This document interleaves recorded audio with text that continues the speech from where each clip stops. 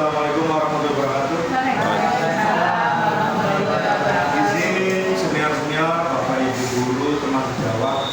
Hari ini pagi ini saya sebagai guru penggerak dan guru penggerak angkatan 10 mau berbagi budaya positif atau aksi nyata yang saya pagi ini saya akan bagikan atau kita diskusikan.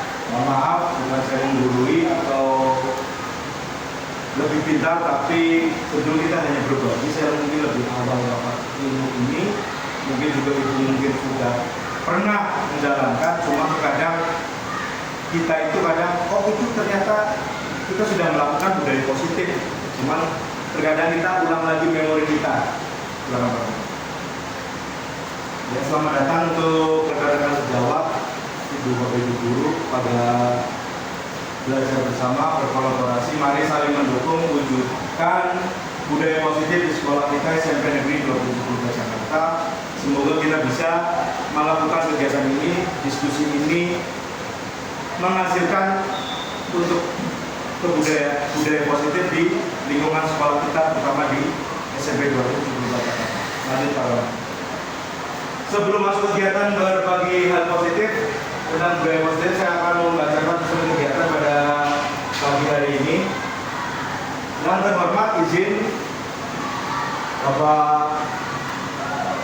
Ibu Kepala Sekolah SMP 27 Jakarta, Dr. Haji Rosana yang diwakili Pak Haji Rusdi selaku wakil kurikulum. Yang terhormat Ibu Kasatpel SMP 274 Jakarta, Ibu Sri Haryati, beserta staf tata usaha serta kepegawaiannya. Yang terhormat Bapak Ibu Wakil Kepala Sekolah bersama staf jajarannya. Yang tidak lupa yang paling saya hormati rekan-rekan seperjuangan, Bapak Ibu guru yang selalu di hati. Pada pagi hari ini saya hanya berbagi pengalaman serta berbagi tentang budaya positif, serta tidak cukup ilmu, hanya saling tukar pikiran. Apa yang saya dapat dalam pembelajaran ini kita diskusikan dan kita telaah apa sih budaya positif di sekolah. Mungkin Bapak Ibu lebih tahu dan sudah pernah menerapkannya, atau runtutannya, hal-hal yang dipersiapkan untuk melakukan hal tersebut. Dalam penanganan budaya positif, saya yakin Bapak Ibu sebenarnya sudah melakukannya.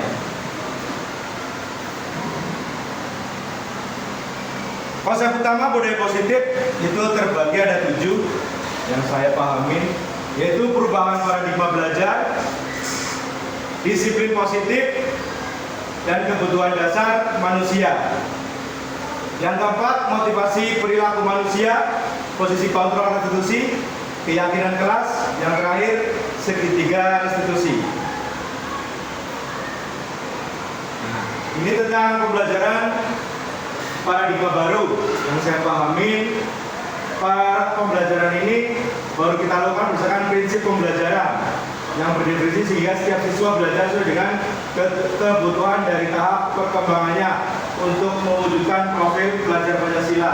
Terkadang kita dalam paradigma ini terkadang masih apa yang kita pahami acuannya adalah materi yang kita raih. Terkadang kita lupa kebutuhan siswa tersendiri tentang apa yang dia harus dapatkan. Kita fokus untuk materi kita selesai atau yang kita tujukan, biar apa yang kita selesai bab atau materi yang kita targetkan di modul-modul pembelajaran. Padahal di sini ada siswa yang membutuhkan apa perkembangannya dalam diri sendiri, kebutuhan materinya atau dan kebutuhan secara jasanya yang bisa dilakukan untuk kebutuhan dirinya dia. Apa sih disiplin positif? Ada yang tahu? Teman-teman mungkin?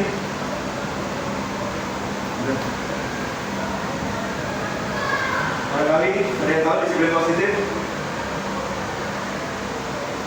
Kak. Yes? Taat aturan. Oke, bisa. Ada yang lain? Bisa. Melakukan hak dan kewajibannya. Mungkin salah satunya. Apa sih disiplin positif? Silakan Pak Roman. Dalam budaya kita pemaparannya, Sering satu yang dilakukan seseorang pada mendapatkan kepatuhan. Biasanya murid itu atau kita sebagai guru menginginkan murid yang patuh ke kita. Tapi terkadang kita lupa ada hak siswa di situ atau murid yang kita tinggalkan.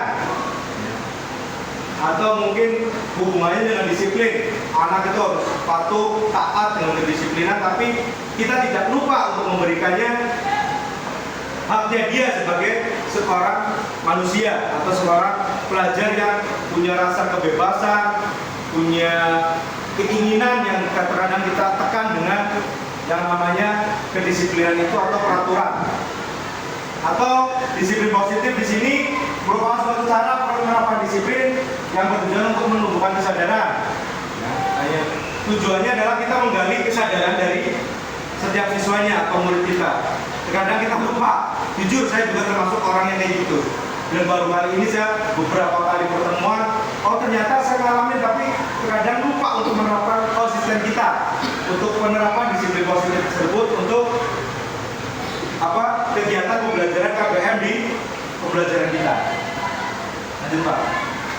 Nah, ini yang disebut kebutuhan tadi. Kadang kita sebagai guru lupa. Ada 5 kebutuhan yang ada di sini, yaitu bertahan hidup, kasih sayang dan rasa diterima, penguasaan, kebebasan, dan kesenangan. Nah, di sini kadang kita tidak poin-poin di sini kadang kita lupa. Fokusnya adalah dalam pembelajaran saja materi. Tapi tidak akan ada yang poin kedua kasih sayang dan rasa diterima. Kadang kita lupa di kelas itu tidak semua anak menerima cara kita pembelajaran atau cara kita pendekatan. Terkadang kita lupa. Apalagi ada beberapa siswa yang kita harus tahu dia ingin kebebasannya dengan caranya dia, kesenangannya dia, kebutuhan-kebutuhan dari pribadinya dia secara individunya. Kadang kita lupa untuk melakukan kebutuhan dasar manusia yang dari satu, yaitu bertahan hidup. Ya, komponen-komponen dari bertahan hidup, mulai dia mau melakukan di sekolah itu mau bertahan, atau mungkin dalam kegiatan dia, bagaimana fight-nya dia di dalam kelas untuk menerima pembelajaran yang dia lakukan, mungkin tidak senang dan atau senang, atau yang berbeda-beda, beragam. Nah, di sini kasih sayang dan rasa diterima, terkadang lupa. Ada beberapa anak yang mungkin di rumah itu tidak punya rasa kasih sayangnya, dia mencari di sekolah. Terkadang kita sebagai guru mesti seringnya kelalaikan, bukan lupa, kelalaikan. Kadang kita lebih fokusnya tadi, udah minggu-minggu terakhir kita fokusnya ke materi, pembahasannya materi. Terkadang di titik itu ada murid yang lagi membutuhkan kasih sayang ini. Kadang kita sebagai guru kadang lupa atau lalai, bukan lupanya, lalainya dalam pembahasannya itu lebih fokus ke materi daripada kelalaiannya ini. Iya betul, kasih sayangnya.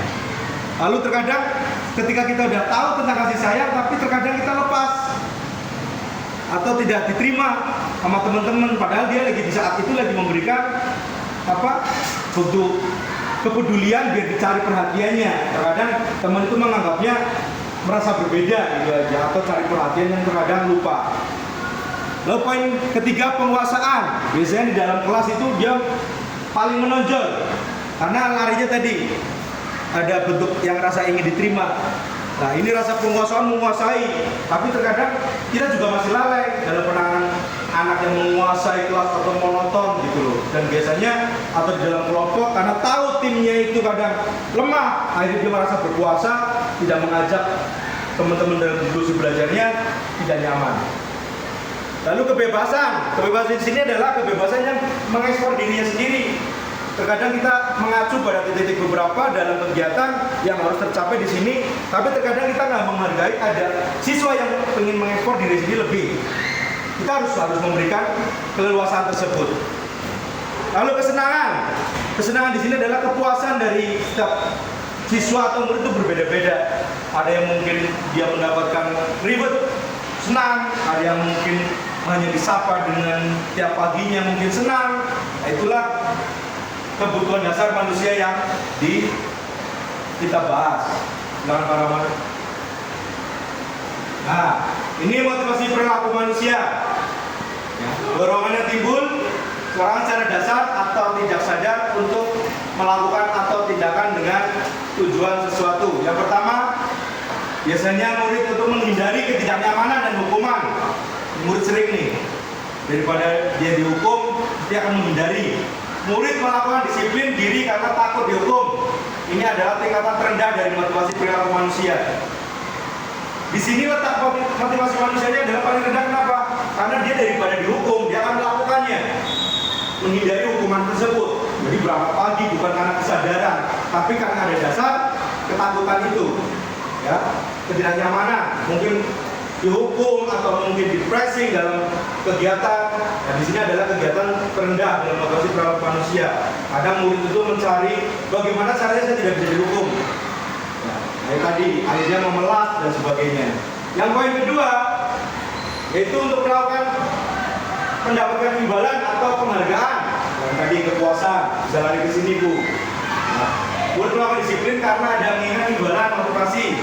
Mungkin ada beberapa teman kita, guru atau saya atau di sekolah lain pun ribet biasanya menjanjikan kalau kamu berangkat pagi kamu akan dapat beng-beng. Tapi terkadang ada celahnya, ada siswa yang udah berangkat pagi nih, ternyata guru tersebut gak hadir atau ada kegiatan. Anak itu jelas sangat kecewa. Jadi di sini letak penghargaan diri ininya, kebutuhannya, motivasi perilaku manusianya jadinya tidak ada karena berpengaruh dengan ribet keinginan. Tapi ternyata ketika kita udah mau datang pagi dengan ribet, tapi ternyata guru tersebut tidak hadir, akhirnya percuma saya datang pagi, akhirnya dia cuma nggak dihargai, ternyata saya nggak datang juga berangkat pagi. Posisi ketiga, untuk menjadi orang yang mereka ingatkan dan menghargai diri sendiri dengan nilai-nilai yang mereka percayai. Murid melakukan disiplin diri karena sadar nilai kebajikan ini adalah motivasi yang paling membuat seseorang memiliki disiplin positif. Makanya kita fokusnya ke poin ketiga ini untuk restitusi. Silakan Pak Roman. Yang berikutnya dua macam konsep ya, yang mungkin kita sering dengar dan kita sering menerapkan.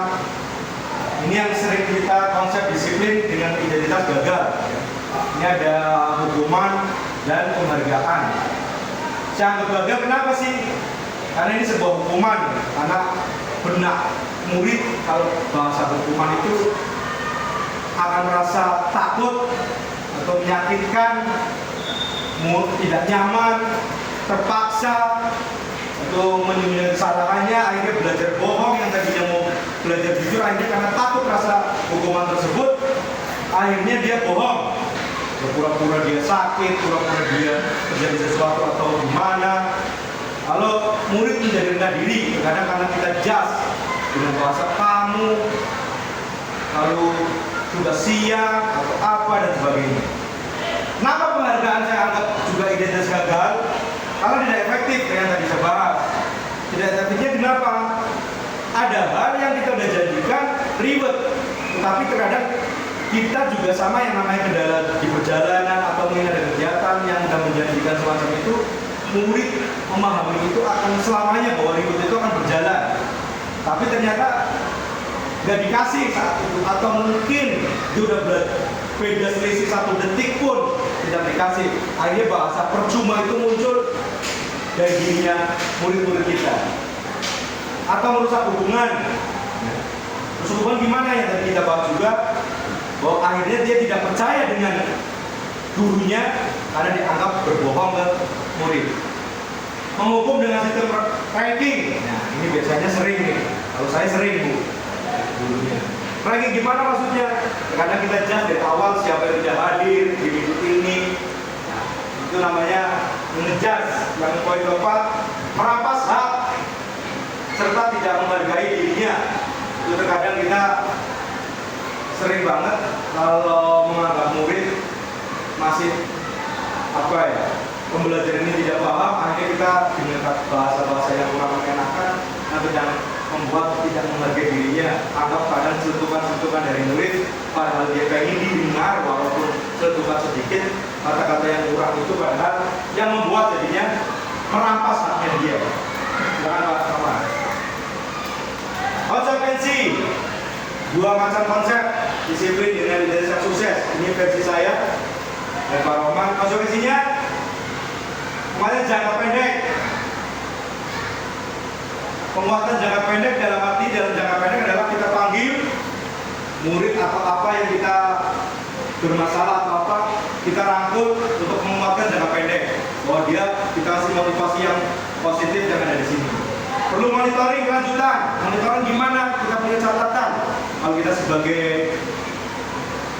sebagai apa, wali kelas terutama atau mungkin di mapel atau yang di jam-jam pelajaran kita harus memonitoring nih kelanjutannya, jangan hanya tetap oh nggak masuk, jadi kelanjutannya gimana di dunia kemarin, karena kita lupa dengan materi yang kita haknya dia juga untuk kita berikan. Stimulus dan respon. Setelah itu kita kasih tahu stimulusnya bagaimana dari respon murid terhadap kita. Apa kita bisa melakukan yang lebih jauh atau tetap di situ untuk pembahasan responnya murid. Murid menghormati peraturan. Yang dimaksud murid menghormati peraturan terlarinya ke keyakinan kelas. Di sini murid menghormati peraturan karena peraturannya sendiri adalah dia udah tahu bahwa ada keyakinan kelas dan ada peraturan kelas. Makanya mereka akan menghargai peraturan tersebut. Kehilangan waktu untuk mengurangi kesalahan. Akhirnya banyak siswa karena dari poin-poin 1, 2, 3 akhirnya murid itu akan menyadarinya sendiri akan berkurang. Ini perspektif saya, konsekuensi saya, karena ini hanya khayalan saya untuk menggambarkan next step setelah ini, bahwa setelah runtutan ini mungkin siswa akan kehilangan waktu untuk mengurangi kesalahannya, lebih cenderung lebih menghargai atau mengikuti kegiatan-kegiatan yang positif. Kalau restitusinya, murid bertanggung jawab atas perilakunya. Jelas, karena kita ada poin di sini tentang monitoring kelanjutan. Akhirnya murid merasa bertanggung jawab nih tentang atas perilakunya. Bahwa saya kenapa kayak gini, berarti saya ada punya solusi kayak gini. Yang kedua, fokus pemecahan masalah jangka panjang. Jadi seandainya ada murid atau siswa yang punya problem yang mungkin urutan-urutannya kita pahami karena kita udah tahu monitoring, penguatan jangka pendek, jadi fokus pada pemecahan masalah. Siswa pun punya untuk berpikir dari tahapnya untuk mencari solusinya. Lalu yang ketiga, murid menghormati dirinya dan orang lain. Ketika sudah masalah jangka panjang pemecahan masalah, akhirnya dia tahu bahwa ada solusi kenapa saya menyakitkan atau menyakiti teman atau bagaimana. Jadi dia memahami lebih menghormati dirinya dan orang lain. Teori kontrol dirinya mengembangkan kontrol. Yang dimaksud teori kontrol dirinya adalah di mana dia memberikan teori kontrolnya untuk dirinya dan memegang kontrol. Jadi kita kalau akan melakukan hal yang negatif, dia merasa bahwa penguatan jangka pendeknya atau murid bertanggung jawab atas perilakunya, tentunya dia dapat memahami. Atau mungkin fokus pada pemecahan masalahnya, dia paham juga. Karena sudah mengetahui bagaimana cara solusinya, akhirnya dia tahu bahwa teori kontrol untuk diri sendiri, Pak. Lalu yang terakhir, murid bersemangat memperbaiki kesalahan. Kenapa murid bersemangat? Karena dia merasa, oh saya melakukan beberapa hal yang harus saya lakukan, harus berubah. Lanjut Pak Roman. Konsep disiplin pendekatan itu sih sebuah cara menambah disiplin positif kepada murid. Pengertian institusi adalah proses menciptakan kondisi bagi murid memperbaiki kesalahan sehingga mereka bisa kembali pada kelompoknya. Terkadang kita mencari solusi institusi ini biar anak itu tidak dibully atau dipermasalahkan di dalam kelas. Jadi kita berikan kondisi bagi murid untuk memperbaiki kesalahannya dan supaya dia sadar bahwa itu kesalahan suatu saat akan kembali di kelompok tersebut. Ciri-ciri retensi yang pertama, bukan menebus kesalahan, namun belajar dari kesalahan. Dalam arti menebus kesalahan, siswa itu atau murid tidak menawarkan diri mau diurut apa, tapi dia tahu solusinya mau ngapain dan cari tahu permasalahannya dan cari solusinya dan tawarkan. Lalu dua, memperbaiki hubungan. Apa yang kita dapat dari anak tersebut kejadian sesuatu hal yang tahu dia harus berbuat apa dan mau melakukan apa, bukan karena unsur perintah atau tekanan. Lalu yang ketiga, tawaran bukan paksaan. Jadi kita memberikan tawaran, bukan kamu harus ke sana, tapi memberikan bagaimana kalau seandainya kita lakukan kayak gini, bagaimana, itulah yang kita lakukan. Menuntut untuk melihat ke dalam diri, dia biar melihat diri sendiri, bagaimana harus melakukannya. Jangan sampai kita ngontrolnya atau bercerminnya kepada orang lain.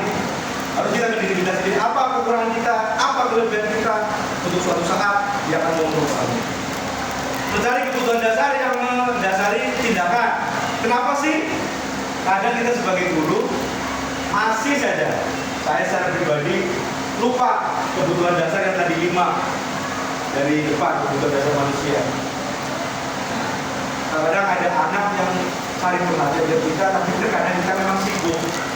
Sibuknya bukan karena sok sibuk atau apa, tapi terkadang apa ya, kita takut terjadi sesuatu untuk yang siswa yang lain, akhirnya mengabaikan satu siswa, tapi merasa itulah yang mana jadinya kebutuhan dasar yang mendasarkan tidak dapat dari siswa tersebut.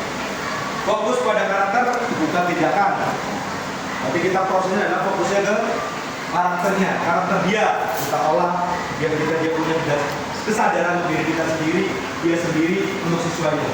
Jangan sampai dia tidak punya fokus karakternya, tapi kita fokusnya adalah tindakannya. Setelah dia melakukan apanya yang kita bahas, tapi fokus karakternya tidak kita pahami. Yang 7, menguatkan dan fokus pada solusi. Jadi, makanya kita terapkan solusi. Siswa tersebut bisa mencari solusi atau masukan untuk dirinya sendiri untuk mau melakukan apa, kita arahkan dengan berbagai kata, pendekatan diri, konsep, restitusinya. Nah, di sini perbedaan contoh kasus tindakan membawa baju olahraga di pelajaran saya. Hukuman, menghukum murid lari 10 kali putaran. Guru marah, murid menjadi takut. Ini yang saya alami ya, Bu ya, di pelajaran saya. Konsekuensinya, guru memberikan konsekuensi tidak boleh mengikuti olahraga dan tidak ikut pembelajaran. Guru tegas dan murid menghormati peraturan. Lalu restitusinya, yang kita bahas adalah pengetahuan restitusinya. Guru menanya keyakinan kelasnya, dirinya, dan membantu murid menyelesaikan masalahnya. Lalu guru terbuka dan murid menghormati dirinya dan orang lain. Itu yang saya bisa jelaskan. Kita akan lanjutkan oleh Bapak Rahman. Silakan Bapak Rahman.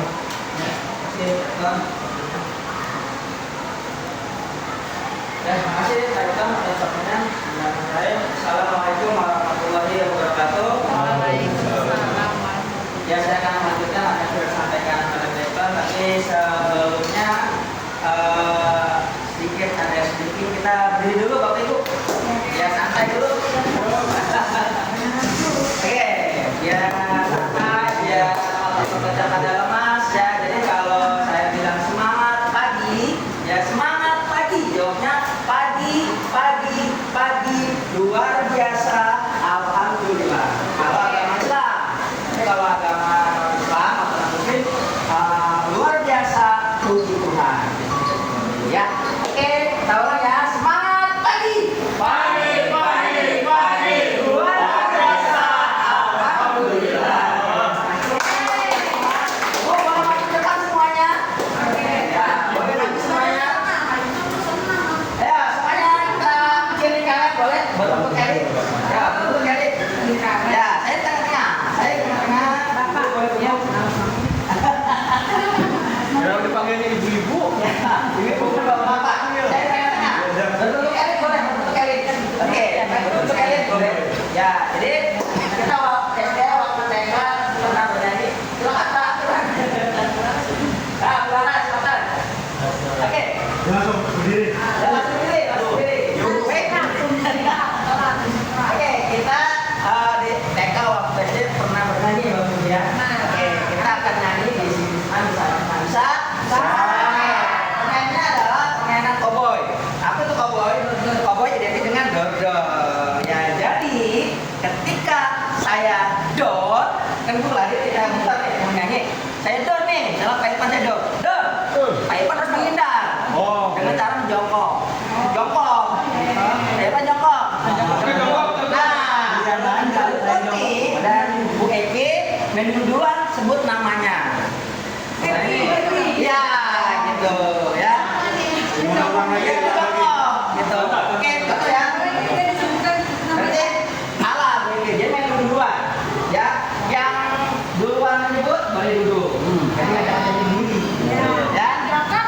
Terus. Ya, nggak duduk. Oke, saya ulang ya, oke ya. Kita buka, ini bagus di sini sama-sama. Yang saya jongkok. Dan kiri kanannya dulu-duluan menggunakan namanya. Paham ya Bapak Ibu ya? Nama temennya yang berhadapan. Kalau saya ke boleh gitu. Ya, boleh. Ya, seberangnya. Oh, berarti di antara yang jawab. Ya, seberangnya. Ini yang jongkok. Ya, pokoknya di antara Ini yang jongkok.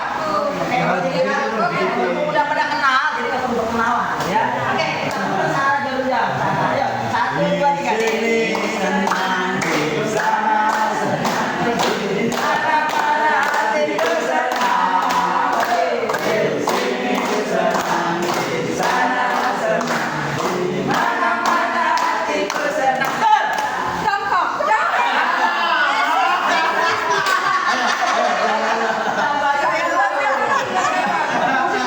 Untuk bayang-bayang doang kali. Sekarang duduk. Nah, boleh. Yang duduk tenang. Yang setia.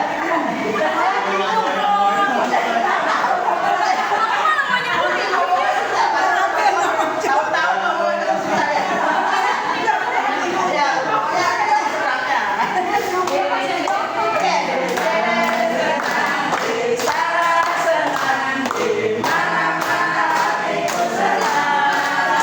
Di rumah senang, di sekolah senang, di mana-mana hatiku senang. Duluan baik ya? Baik apa boleh? Boleh ya? Aku duduk. Yang dulu aku happy. Sini senang, di sana senang, di mana-mana hatiku senang. Di sekolah senang, di rumah senang, di mana-mana hatiku senang. Ayo, ayo, ayo.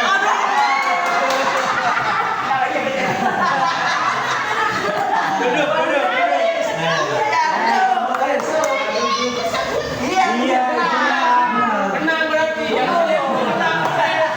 Di sini Di sana senang, di mana-mana hatiku senang.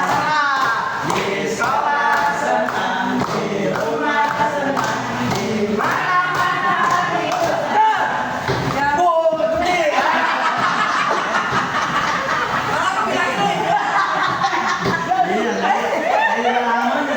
Budi.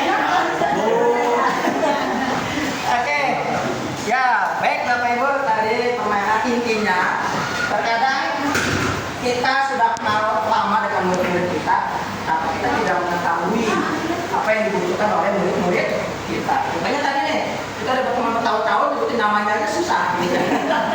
Terkesima. Jadi berkesimbangan sih. Kalau saya terkesima dengan gantengnya Pak Firman. Oke, Bapak Ibu, kita lanjutkan. Ya, untuk budaya positif hari ini yang akan kita diskusikan, melanjutkan dari Pak Ipang, yaitu 5 posisi kontrol restitusi. Ya, sebenarnya Bapak Ibu, ya seperti yang tadi sudah disampaikan oleh Pak Iton, ya, kita sudah menjalankan 5 posisi kontrol restitusi. Nah, kita belum lengkap ya atau belum memahami posisi kontrol secara utuh. Selama ini yang sudah kita jalankan pasti nih ya. Satu yaitu menghukum. Itu udah pernah sering kita lakukan.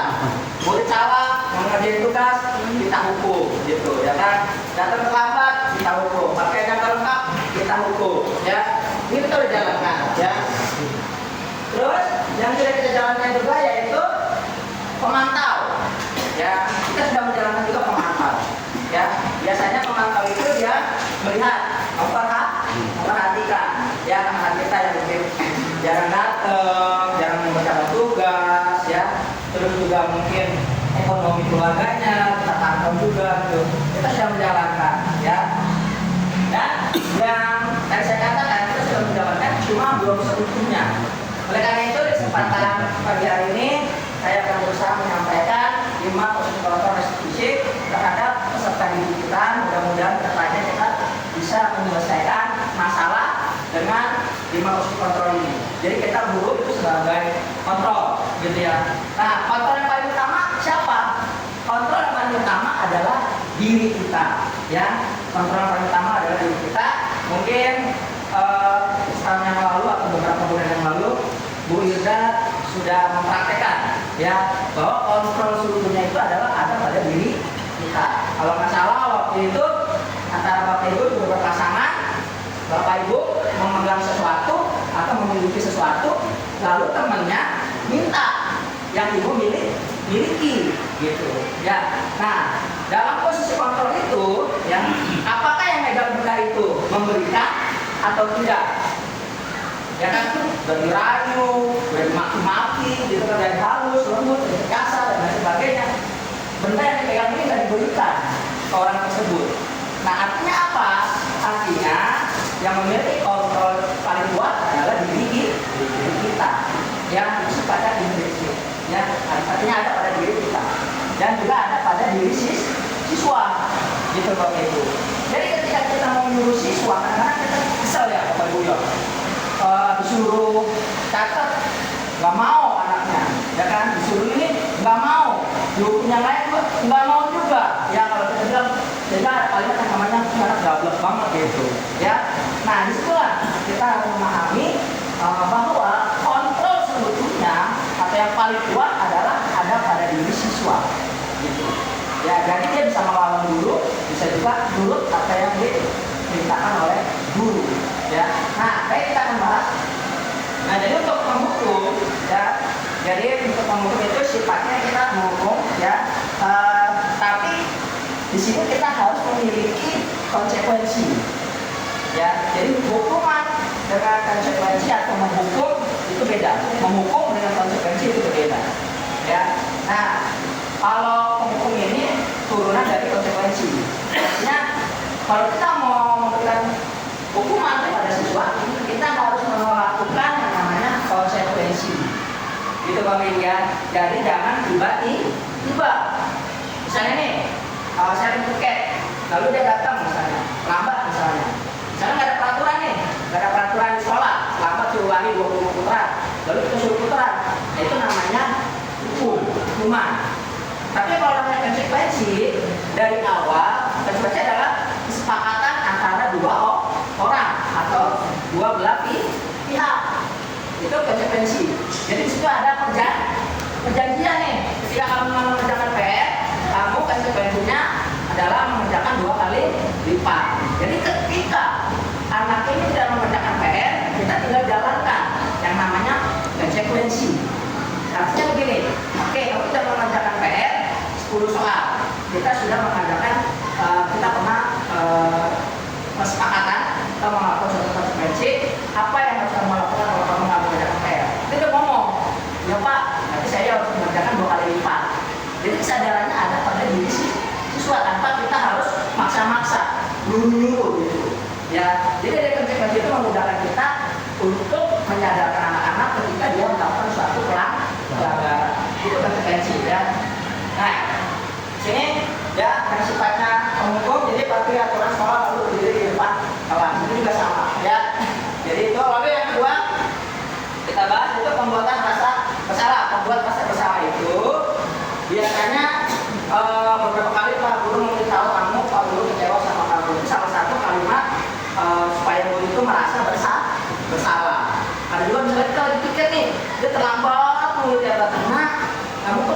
solusinya gitu kan. Bapak yang lihat di sini udah pernah tegur sama kepala sekolah tiap kali kalau kamu terlambat. Nah, itu membuat si murid ini merasa bersalah. Jadi ada kalimat-kalimat seperti itu. Itu yang kita guru ya melakukan satu pembuatan rasa bersalah kepada murid gitu ya. Biasanya untuk membuat rasa bersalah kepada murid itu dengan bahasa yang agak sedih gitu, ya agak melas gurunya gitu, sehingga anak ini merasa bersalah. Itu. Lalu yang ketiga adalah guru sebagai teman. Ya, ayolah yang penting buat Pak Guru bangga. Kali ini gak apa-apa kamu berbuat kesalahan. Nah, kita sebagai teman, ya, kadang-kadang kita sebagai pengumpul, pembuatan kesalahan itu bisa sebagai teman. Jadi kita menggunakan bahasa yang tidak formal, bahasa yang sehari-hari digunakan oleh kita. Jadi kita seperti teman, sehingga ketika ada anak yang melakukan suatu kesalahan, dia akan merespon dengan baik karena dia menganggap kita ini adalah teman. Ya, biasanya bahasanya itu dengan bahasa yang lebih friendly, lebih dekat gitu. Ya, itu kita harus ingat sebagai teman. Lalu yang keempat, posisi kontrol yang keempat yaitu pemantau. Ya, contohnya adalah kamu sudah melanggar apa peraturan dan konsekuensinya. Jadi itu ada peraturan yang sudah disepakati. Ya, seperti kita kan setiap pelajaran sosialisasi itu namanya termasuk ke pemantau atau konsekuensi. Gitu ya, Ibu. Lalu manajer. Nah, 5 posisi kontrol yang paling tinggi tingkatannya adalah manajer, Bapak Ibu. Ya, yang mana apakah kamu tahu kesalahanmu? Kira-kira bagaimana kamu akan memperbaiki kesalahanmu? Jadi ketika kita berada di posisi manajer, kita akan menyampaikan statement-statement yang berupa aturan. Jadi untuk posisi manajer ini bisa dua, Bapak Ibu. Bisa sebagai teman, bisa juga sebagai pemantau. Gitu ya. Jadi kalau posisi manajer ini posisi paling tinggi dalam 5 posisi kontrol. Gitu Bapak Ibu ya. Jadi manajer ini bisa juga sebagai teman, bisa juga sebagai pemantau. Pemantau ini kita biasanya manajer itu bisa melihat melalui data. Anak-anak yang masuk si A, masuk misalnya dalam sebulan berapa kali, gitu kan. Terus si A melanggar peraturan berapa kali. Nah itu juga termasuk manajer, gitu ya. Seperti ini pertanyaannya, apakah kamu tahu kesalahan kamu? Ya, itu salah satu menunjukkan supaya anak ini ingat bahwa sekolah itu ada aturannya, gitu. Kalau kesalahannya A, apa konsekuensinya, gitu ya. Makanya manajer ini masuk ke teman, bisa juga masuk sebagai pemantau. Itu Bapak Ibu, ya. Lanjut. Nah, oleh karena itu, agar kita lebih mudah dalam mendidik anak atau pada saat anak melakukan suatu pelanggaran atau kesalahan, kita buat yang namanya keyakinan kelas. 274 waktu pertama saya masuk atau mengajar, sebenarnya udah ada. Jadi kelas itu pernah komitmen ya Bapak Ibu ya. Komitmen ya, jadi di komitmen kelas, itu namanya. Itu sama, modelnya kayak keyakinan kelas. Gitu. Makanya saya katakan kita sudah melakukan cuma belum maksimal secara utuh gitu ya. Nah itu contohnya keyakinan kelas. Kenapa keyakinan kelas? Mengapa bukan peraturan saja? Ya, karena beda ya. Kalau peraturan itu biasanya kita yang membuat, ya, atau orang yang memegang jabatan atau wewenang itu yang membuat. Tapi kalau yang namanya keyakinan kelas, kita melakukan suatu bersama-sama, keyakinan bersama-sama. Ya antara 2 orang atau 2 belah pihak, gitu Bapak Ibu ya. Nah, di sini yang pertama pernah dengar kenapa kita mempunyai peraturan tentang penggunaan helm pada saat mengendarai kendaraan roda 2 atau sepeda motor. Nah, itu termasuk apa itu Bapak Ibu? Keyakinan masyarakat atau peraturan? Peraturan. Ya, itu termasuk peraturan karena dibuat oleh suatu instansi tanpa pihak lain. Lalu yang kedua, kenapa kita memiliki peraturan tentang menggunakan masker dan cuci tangan setiap saat? Nah ini juga satu peraturan, ya, oke ya. Nah kita lanjut, ya keyakinan kelas.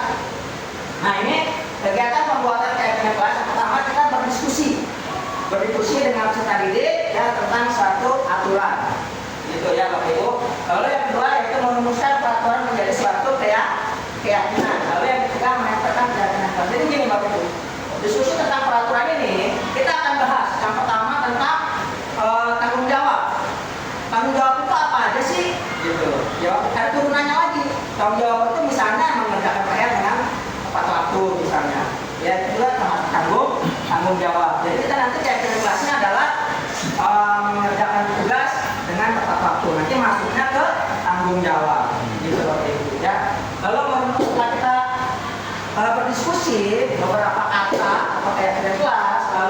merumuskan ya menjadi suatu keyakinan ya, misalnya tidak boleh buang sampah sembarangan, itu termasuk keyakinan kelas ya, kita bersama-sama tidak boleh membuang sampah di dalam kelas misalnya. Nah setelah itu, setelah kita membuat suatu peraturan atau merumuskan peraturan kepada peserta didik, kita rubah Bapak Ibu ke dalam budaya positif. Tadi kan tidak boleh ya Bapak Ibu ya, tidak boleh membuang sampah di dalam kelas. Nah dalam budaya positif tidak boleh ada kata larangan, ya tidak boleh, jangan, itu dihilangkan.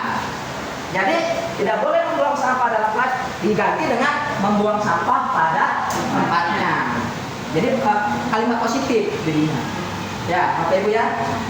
Ya, jadi kan tidak boleh buang sampah sembarangan dalam kelas. Kita ganti karena ada kalimat negatifnya, yaitu tidak boleh. Makanya kita ganti ke kalimat positif, yaitu buanglah sampah pada tempatnya.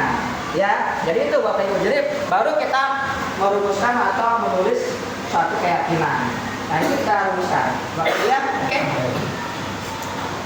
Nah, bagaimana pembentukan keyakinan kelas? Yang pertama yaitu lebih abstrak dari peraturan. Artinya lebih abstrak ini dia lebih meluas, gitu. Bukan hanya sekedar peraturan, tapi keyakinan kelas ini harus dijalankan secara bersama-sama, baik guru maupun murid, Bapak Ibu. Ya. Lalu berupa pernyataan universal, lalu dibuat dalam bentuk positif. Dan saya bilang, jadi kata-katanya itu diganti menjadi kata-kata yang positif. Ya. Lalu sedikit saja agar mudah diingat, jadi tidak terlalu yang panjang gitu. Ya tadi kan buang sampah pada tempatnya, letakkan buku pada tempatnya misalnya, gitu ya Bapak Ibu. Nah yang berikutnya yaitu bagaimana keyakinan membentuk keyakinan kelas sesuai dengan keadaan kelas dan sekolah agar mudah diterapkan. Lalu semua warga kelas maupun sekolah dilibatkan dalam pembuatan keyakinan kelas. Oke Bapak Ibu. Nah, sini ada segitiga restitusi ya. Jadi segitiga restitusi adalah proses menciptakan kondisi bagi murid untuk memperbaiki kesalahan mereka sehingga mereka bisa kembali ke kelompoknya dengan karakter yang kuat. Jadi maksud segitiga restitusi artinya begini Bapak Ibu. Nah, terkadang ketika anak ini melakukan suatu kesalahan, kita langsung judge. Kamu salah, tidak mengerjakan PR. Kamu salah, tidak memakai seragam sesuai aturan, gitu. Ya, tapi dalam tindakan restitusi kita cari penyebabnya. Kenapa nih anak tidak memakai seragam sesuai jadwal? Kenapa nih anak tidak mengerjakan PR? Jadi kesana arahnya, bukan menyalahkan anaknya, tapi arahnya kesana. Ya, makanya di sini menciptakan proses menciptakan kondisi bagi murid untuk memperbaiki kesalahan mereka, sehingga kesalahan yang mereka buat mereka yakini bahwa itu salah, sehingga dia melakukan kedepannya yaitu tidak melanggar lagi. Nah, karena yang tadi saya bilang ya, posisi kontrol itu ada pada diri kita masing-masing, gitu. Kalau misalnya anak ini lebih kuat daya kontrolnya, dia nggak akan ngikutin peraturan, dia akan melanggar terus. Makanya kita menyentuh hatinya itu yang mengontrol diri dia, ya karena kita mencari penyebabnya kenapa dia tidak memakai seragam sesuai aturan, pasti ada masalahnya. Setelah kita mengetahui masalahnya, lalu kita cari solusi, gitu, supaya depannya dia tidak memakai seragam tidak sesuai aturan. Begitu Bapak Ibu. Jadi kita tidak ngecek langsung anak ini tidak memakai seragam salah, gitu. Jadi kita cari tahu dulu. Makanya tadi saya katakan semuanya kita sudah melakukan hal itu, begitu. Ya bahkan kan yang saya tahu ya sampai masalah ekonomi keluarganya kita bantu segala macam karena bisa ditolak dan sebagainya. Itu saya yakin sekali guru-guru 24 itu luar biasa ya, artinya sampai ke situ sudah melakukan suatu restitusi sebenarnya. Ya cuma kita mungkin belum mengikuti ya materi atau mungkin workshop mengenai ini, jadi kita sudah melaksanakan tapi kita nggak tahu gitu. Ya kemarin kami ya Ayrton, saya dan juga beberapa yang lain baru mengetahui juga oh ternyata seperti itu gitu. Makanya mudah-mudahan untuk guru penggerak setelah lulus bisa menciptakan itu semua di dalam lingkungan SMP 24 Jakarta. Kedepannya menurut kita bisa lebih baik lagi. Amin. Baik. Nah ini Bapak Ibu untuk segitiga eksekusi yang pertama, tindakan yang pertama yaitu kita menstabilkan identitas. Menstabilkan identitas itu artinya yang tadi, kenapa anak ini pakai seragam salah. Lalu yang kedua, kita memvalidasi tindakan yang salah. Kan dia salah tuh pakai seragam. Kita validasi. Kenapa dia tidak memakai seragam sesuai dengan jadwal? Jadi kita cari tahu. Lalu yang ketiga menanyakan keyakinan. Keyakinan yang kita buat. Ketika dia tidak menggunakan seragam sekolah, ketika dia terlambat apa keyakinan kelas kita? Misalnya, saya berarti harus belajar di luar 5 jam atau 5 menit misalnya. Dia sudah melakukan sendiri tanpa kita harus menyuruh-nyuruh dengan tarik otot gitu. Ya cukup proses pembuatan keyakinan kelas itu yang harus kita jalankan gitu. Jadi pelanggaran yang murid kita buat ini dia akan merasa bersalah dan dengan adanya segitiga restitusi ini dia akan melakukan suatu perubahan pada dirinya karena yang bisa berubah itu adalah dirinya gitu Bapak Ibu. Yang mengontrol semua itu adalah dirinya yaitu adalah subjektif prinsip. Jadi kontrolan dari dalam yang kalau dari luar ekstrinsip itu sangat apa ya ini sangat sekian persen lah bahwa kalau kita memaksakan anak ini untuk melakukan sesuatu itu agak sulit. Kalau daya kontrol anak ini kuat, gitu. Yang ada malah kita hati, berantem, kesel, emosi dan lain sebagainya. Ya, nah itu tujuan tadi dari keyakinan kelas dan tindakan segitiga restitusi, Bapak Ibu. Baik, di sini ada. Nah tadi ini menstabilkan identitas tidak menyalahkan murid. Tadi saya sampaikan ya Bapak Ibu ya. Lalu yang kedua kalau dari kesalahan yang salah, alasannya kenapa? Tadi sudah saya sampaikan juga. Lalu yang ketiga menanyakan keyakinan dari kesalahan itu memperbaiki kesalahannya. Jadi bisa jelaskan juga Bapak Ibu. Ya. Oke, nah ini ada skenario kasus pertama yaitu dari Python. Pada siang itu masuk di jam pelajaran kecewa, semula berjalan normal, Pak Guru memberikan pembelajaran pembukaan dalam kelas. Sebelum turun ke lapangan praktek pembelajaran Pak Guru menjelaskan materi yang akan dipraktekkan. Dengan asiknya, Jihan dengan santai makan di kelas dan tidak menyerahkan penjelasan Pak Guru di depan. Setelah penjelasan materi selesai, Pak Guru menegur Jihan dan setelah selesai pembelajaran itu menemuinya. Selesai pembelajaran Jihan menemui Pak Guru untuk menjelaskan keyakinan kelas. Apa yang dia langgar dalam pembelajaran dan dia memahami kesalahan-kesalahan yang melanggar keyakinan kelas. Jadi kita ketika ada melakukan suatu kesalahan kita nggak perlu langsung buku. Kita laksanakan 3 restitusi tadi. Yang pertama tadi menstabilkan masalah, menstabilkan validasi masalah, ya gitu. Lalu yang ketiga buat dia berubah ya, melakukan satu perubahan. Jadi kita lakukan itu. Jadi kita nggak perlu marah-marah, nggak perlu tarik kotor, nggak perlu emosi, tinggal jalankan sistem itu aja. Dengan keyakinan kelas dia akan melakukan sendiri. Itu akan lebih mudah kita menyuruh anak melakukan sesuatu yang sudah dia langgar daripada kita otot-ototan gitu Bapak Ibu. Ya, dan saya yakin Bapak Ibu di sini kasih sayangnya luar biasa. Ya, kalau kata saya nggak bakalan dibentak-bentak ya, nggak bakalan ya, nggak bakalan dihukum dengan tegas gitu ya, karena di sini guru 24 itu luar biasa kasih sayangnya sama murid-murid ya. Oke, lanjut. Nah, sini ada contoh restitusi tentang kegiatan restitusi tadi. Baik, lanjut. Nah, ini ya, nah ini praktek aksi nyata ya penerapan segitiga restitusi di sekolah. Di sini ada 2 kasus. Kasus yang pertama yaitu terlambat, kasus yang kedua itu tidak mengerjakan PR tugas sekolah. Lanjut ya. Kita dengarkan video berikut Pak, Bapak Ibu.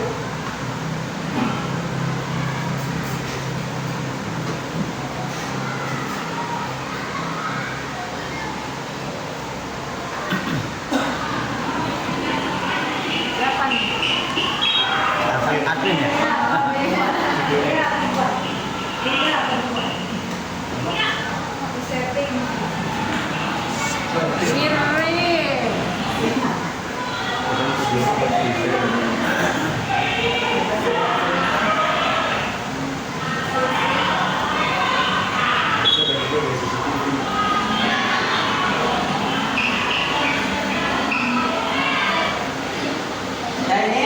murid, salah satu murid namanya Arvin. Ya, ceritanya ini bukan aslinya ya Bapak Ibu, simulasi aja. Dia datangnya terlambat terus. Nah kalau ini si Mai, salah satu murid juga masih juga, dia ceritanya sering tidak mengerjakan PR. Gitu. Nah, ini video selanjutnya. Nah setelah kejadian ini kita panggil, setelah pulang sekolah kita adakan yang namanya segitiga restitusi. Mohon maaf kalau itu suaranya agak kecil, ya.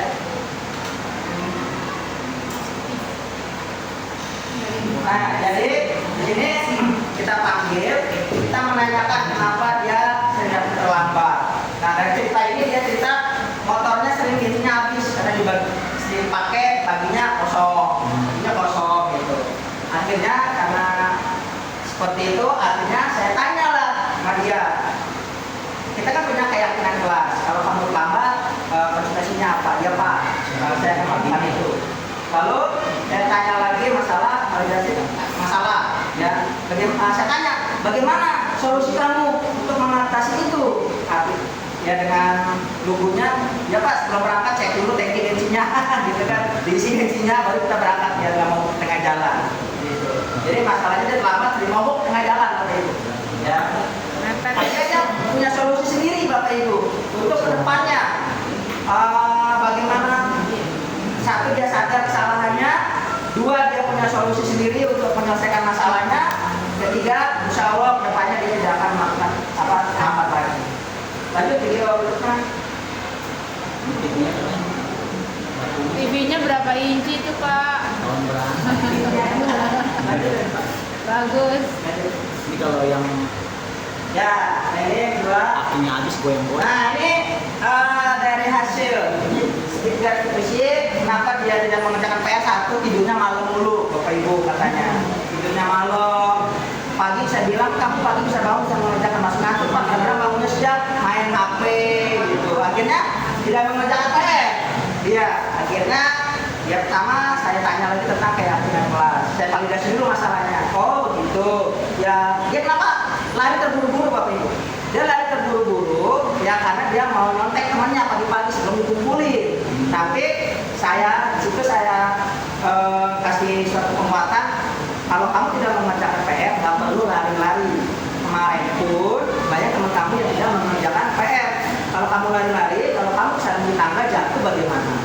Jadi kita kasih penguatan masalahnya. Nah setelah itu baru kita tanya, keyakinan kelasnya apa? Setelah kita tanya kelas, kita tanya solusinya apa yang bisa kamu lakukan? Akhirnya dia melakukan solusinya, satu tidur nggak malam-malam Pak, gitu ya. Terus yang kedua mengurangi HP, utamakan mengerjakan PR dulu, dia bilang begitu. Akhirnya mudah-mudahan dengan begitu kedepannya dia juga tidak melakukan lagi hal yang sama. Nah ini testimoninya tadi Pak. Ini testimoninya suaranya agak kecil, jadi dia mengatakan dengan dipanggil seperti itu dia merasa nggak khawatir, nggak takut dihukum, dia bilang gitu. Dan dia bisa mencari solusi bersama Pak Abdul katanya.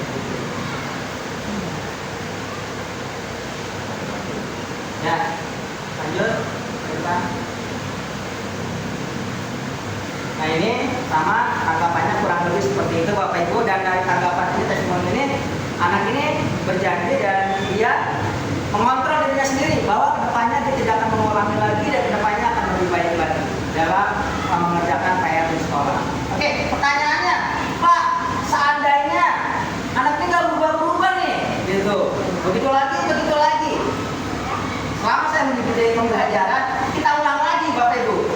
Segitiga restitusinya dari awal lagi kita ulang terus begitu ya sampai nanti ada titik temu misalnya nih bisa pakai cara yang lain ketika berapa kali lah 3 kali 4 kali ya udah nggak bisa juga nih, bisa pakai cara yang lain sesuai aturan sekolah, misalnya buat surat pernyataan misalnya. Kalau sudah berulang-ulang ya Bapak Ibu ya, jadi kita nggak perlu teriak-teriak, nggak perlu marah-marah, nggak perlu tarik otot, nggak perlu emosi gitu. Ketika berulang-ulang kita lakukan itu juga restitusi, jalankan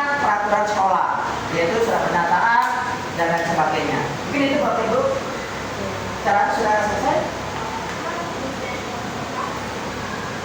Ya, baik. Mungkin itu Bapak Ibu untuk sosialisasi atau sharing yang mengenai budaya positif yang dapat kami paparkan di kesempatan mengakhiri pelajaran ini. Lebih kurangnya mohon maaf. Wabillahi taufiq wal hidayah. Assalamualaikum warahmatullahi wabarakatuh. Waalaikumsalam warahmatullahi wabarakatuh. Semangat lagi. Pagi, luar biasa. Oke, terima kasih Pak Abdul untuk pemaparannya. Terima kasih teman-teman, Bapak Ibu, guru hebat, teman seperjuangan. Mohon maaf, sampai jam 11 tepat saya akhiri kegiatan aksi nyata diseminasi